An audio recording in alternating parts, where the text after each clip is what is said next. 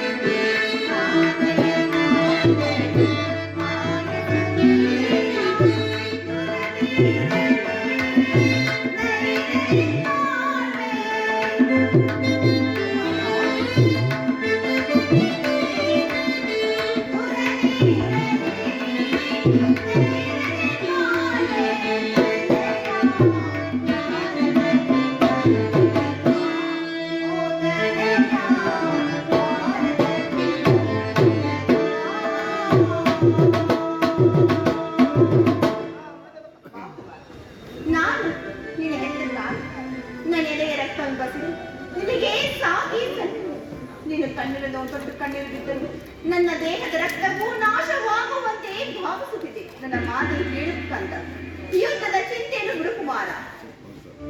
ಅಮ್ಮ, ಅದೇ ಮಾತು ನಿನ್ನ ಮಗನಾಗಿ ಈ ಕ್ಷತ್ರಿಯ ಧರ್ಮವು ತ್ಯಜಿಸಲಾರೆ ಕೃಷ್ಣ. ಎಲ್ಲವನ್ನೂ ಕೇಳಿದೆ ಅಲ್ಲ, ಸುಮ್ಮನೆ ಅಡಿ ಕೃಷ್ಣ, ನನಗೇನು ಸಮಯವಿಲ್ಲ, ನಾನಿನ್ನು ಬರುತ್ತೇನೆ.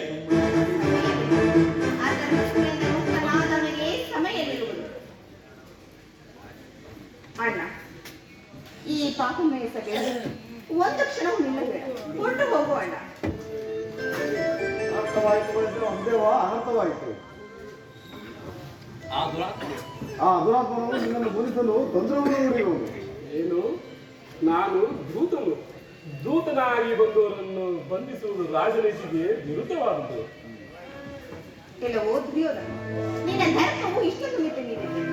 ಪರಮಾತ್ಮ ಈ ಗಾಂಧಾರ್ಯ ಕಪಾಲದಲ್ಲಿ ಎಂತಹ ಕಠಿಣವಾದ ಪರೀಕ್ಷೆ ಬರೆದಿರುವ ಪರಮಾತ್ಮ.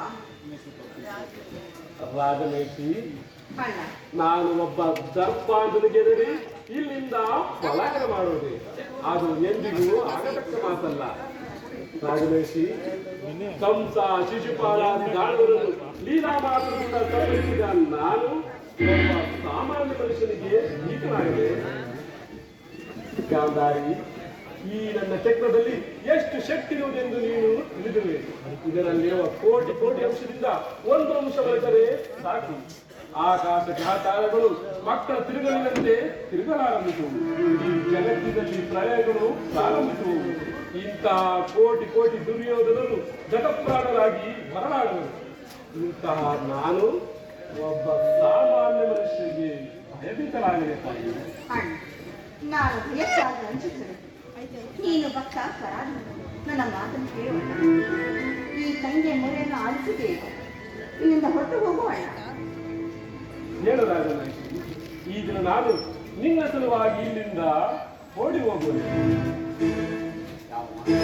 ಯಾವ ಮಾತ್ರ ಆಸೆಯಿಂದ ನಾನು ಇಲ್ಲಿಗೆ ಬಂದನು, ಅದು ದೀಪವನ್ನು ನಂದಿಸಿದ ಪತಂಗದಂತೆ, ಬಿರುಗಾಳಿಗೆ ಸಿಕ್ಕಿದ ಹುಲ್ಲುಕಡ್ಡಿಯಂತೆ ಆ ದುರ್ಯೋಧನ ಅಹಂಕಾರ ನಾಶವಾಗಿ ಹೋಗಲಿ.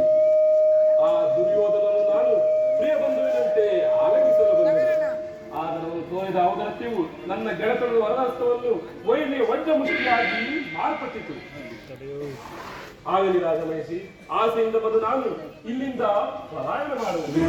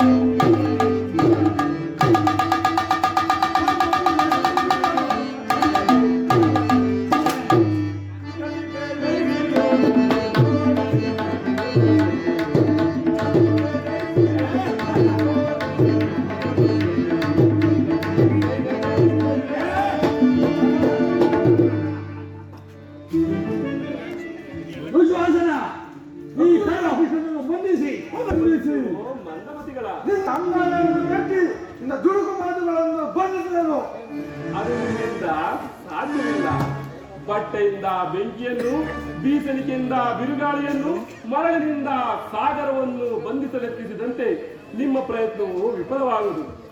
ಈಗ ಬಂಧಿಸಿರು ನನ್ನನ್ನು, ಯೋಗಮಾಯೇ ಶಾಂತಳಾಗು. ಬಂಧಿಸಿ, ಬಂಧಿಸಿ.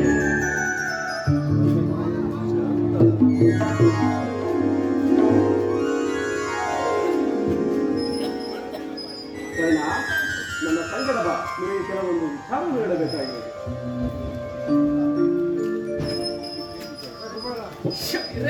Hey!